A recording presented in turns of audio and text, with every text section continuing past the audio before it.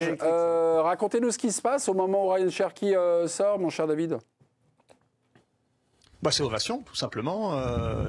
Il a eu le droit à un chant qui est parti assez longuement, qui a été d'ailleurs pas mal repris par pratiquement tout le stade. Je dis pratiquement parce que on sent que cette histoire-là, elle est pas encore complètement terminée entre les deux parties. Peut-être qu'on attend encore un petit peu plus. Il y a eu c'est pas vu, hein, cette histoire de départ. C'était encore cet été. Donc il est en train évidemment de complètement retourner la table, mais voilà.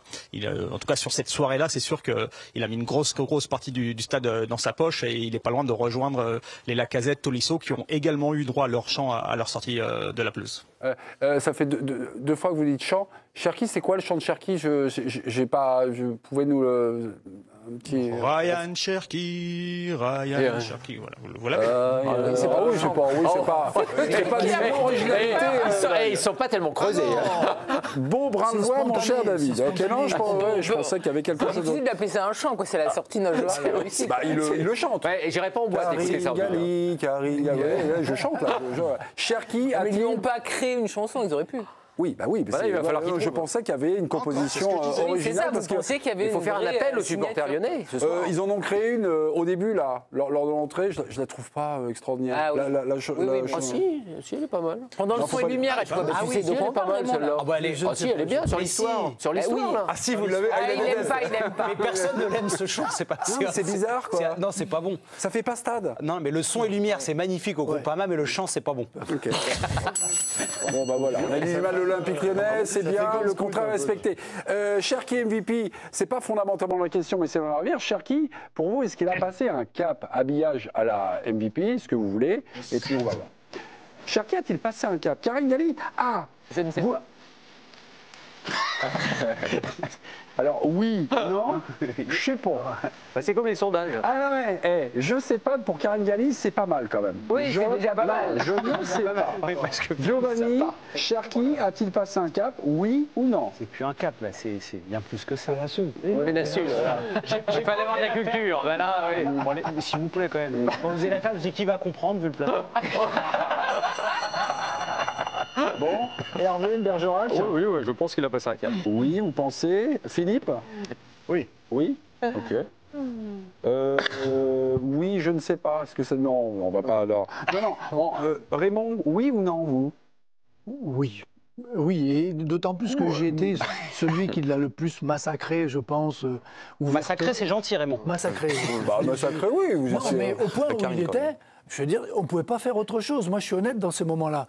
Je dis, il était nul, il était catastrophique, il mettait l'équipe en difficulté. Je le dis, c'est tout. Là, je dis l'inverse. Il a des éclairs de génie. Il est dans une équipe qui tourne. Il suffit que les mecs qui bougent, il sait donner les ballons où il faut. Il m'a inquiété quand même d'entrée parce que sur l'engagement, le premier ballon qu'il donne, il le donne au pied gauche de Perry. À Perry et il lui donne sur le pied gauche.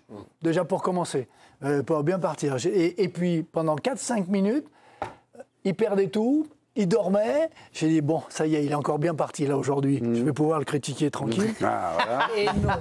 Et non, il a des trucs de génie, il est exceptionnel. Il est devenu ultra décisif. C'est assez incroyable parce qu'il ne marquait pas de but, c'est une chose. Il faisait pas énormément de passes décisives. Oui, tu as raison, Hervé. Par contre, il éliminait, il faisait des gris-gris, ça y est. 16e match ce soir. Maintenant, il est décisif. 16e match ce soir de la saison, à propos, 5 buts, 6 passes d'ess. Ça commence à avoir un peu ça ressemble à quelque chose. Un peu de corps. Alors, Cherki était capable du plus haut des actions, enfin des actions, des fulgurances, et puis bon, c'est hop, mais il est parti. Voilà plus. Là, il commence à être quand même depuis. Une forme de régularité. Des matchs pleins déjà. Ouais. Il a une forme de régularité parce qu'on l'attendait là-dessus. Parce que depuis qu'il est tout jeune à Lyon, tout le monde sait que ça va être un monstre. Enfin, que techniquement, c'est un monstre. Il a les pieds droits, pieds gauches, joueur de five hors norme, tout ce que vous voulez. Mais en revanche, après, est-ce qu'il était capable d'atteindre ce niveau-là de manière régulière? Parce que j'ai déjà vu faire des très bons matchs. Mais chaque fois, au bout d'un moment, ça commence à stagner. Plus les efforts défensifs qui n'étaient pas toujours faits, liés à la manière dont là aussi on lui a appris le football à Lyon. Parce que comme il était meilleur que les autres, on l'a laissé tout faire à un moment. Mais ça, petit à petit, c'est reconstruit. Ça c'était en creux, quand Cherki était décevant, machin, vous nous disiez, moi je l'ai vu grandir à Lyon, c'était la petite star, la petite vedette, tu fais gagner les matchs, donc finalement, tu es déchargé, on va dire, de l'effort collectif. Tu parles de défense, machin, mais du jeu et de l'effort collectif. Aujourd'hui, Eh ben, aujourd'hui, qu'est-ce qu'on voit là? Déjà beaucoup sans plus ballon. connecté. Moi j'ai été frappé. Je l'ai vu souvent avec les espoirs pendant un an au plus près. Je l'ai revu là quand j'étais à Empoli. Physiquement déjà, c'est un garçon qui physiquement c'est devenu un monstre. C'est-à-dire que de manière. Il est costaud quand même. Non mais là il est affûté, il est endurant, il a un jeu sans ballon. Qu'il n'avait pas, je ne vais pas dire que c'est parfait et qu'il a un pressing constant, ça serait être fallacieux. Mais Pardon, ça c'était la saison dernière avec Kéran et tout ça, vous suivez les espoirs. Ouais. Vous l'avez vu quoi? Vous l'avez vu maigrir ou dès que vous l'avez vu, il est moins gros que je pensais? Non, il est affûté, mais c'est juste dans ses matchs, dans le contenu, la manière de répéter les courses sans ballon, je trouve qu'il est beaucoup plus endurant qu'avant, il bouge plus. Donc ça j'ai apprécié. Ce soir 2-3 fois, il a encore déclenché des pressings, il a même dit, je crois que c'est Lacazette, il lui dit non t'inquiète, j'y vais. Ça c'est des choses qu'il ne faisait pas. Donc ça, moi, ça m'impressionne.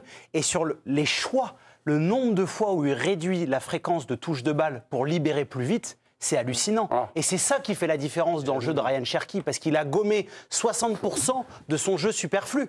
Et vu qu'il a une qualité exceptionnelle, eh ben, il l'accélère constamment. Il vous a piqué votre truc? Oui, non, mais je veux dire, c'était quoi? C'était qu'il fallait commencer. C'est la touche de trop, le jeu sans ballon, tout ça, c'est un plus. C'est ce qui fait que tu élargis la palette. Mais c'est surtout que quand tu as les qualités que ce garçon a, c'était d'autant plus énervant pendant des mois et des mois que ça pouvait être agaçant. Il desservait son équipe parce que c'était le dribble pour le dribble, la touche de balle pour la touche de balle. Il jouait tout seul en fait. Il était c'était le hamster dans la roue.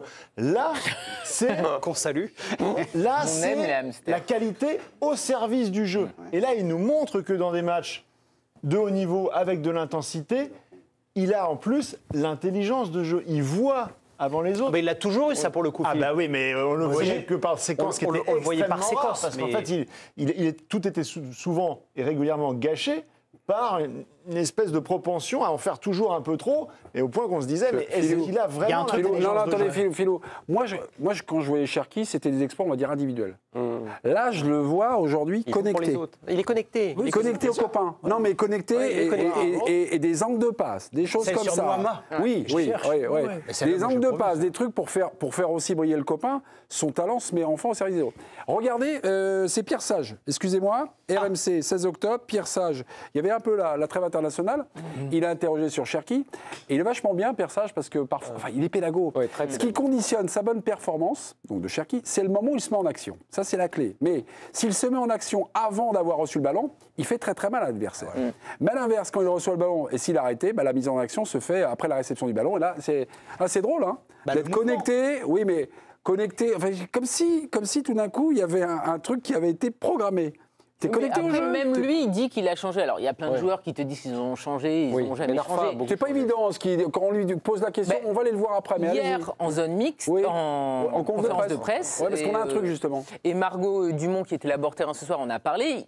Il dit, lui, que voilà, il est devenu l'homme qu'il voulait être et le joueur qu'il voulait être. Alors, effectivement, il y a plein de joueurs qui te disent constamment « j'ai compris, j'ai évolué, etc. » Mais vu que lui, il a quand même 21 ans et que c'est pas non plus le joueur qui se répandait dans les médias tous les 2-3 mois, sa parole, elle est assez rare. Même après le match aussi face aux espoirs, face à l'Italie, où il fait 60 minutes nul et après il déclenche tout, il est buteur et passeur décisif. Il dit voilà, moi il y a un moment où j'ai compris que j'étais dans le faux pendant 1 heure et qu'il fallait que je remette mon équipe sur le bon rail et finalement la France en était sortie face à l'Italie. Donc j'ai l'impression qu'il y a un discours qui est cohérent et qui est en adéquation avec les prestations qu'il fait, parce que ce soir il fait un match plein et c'est pas le seul. Contre Angers ce week-end il fait un match plein aussi. Avant il faisait peut-être 20 minutes de Boel, contre Reims notamment il fait une très belle première mi-temps et la deuxième, poum, Karine, pour quelqu'un qui était extrêmement sceptique et sévère. C'est pour ça que j'attends.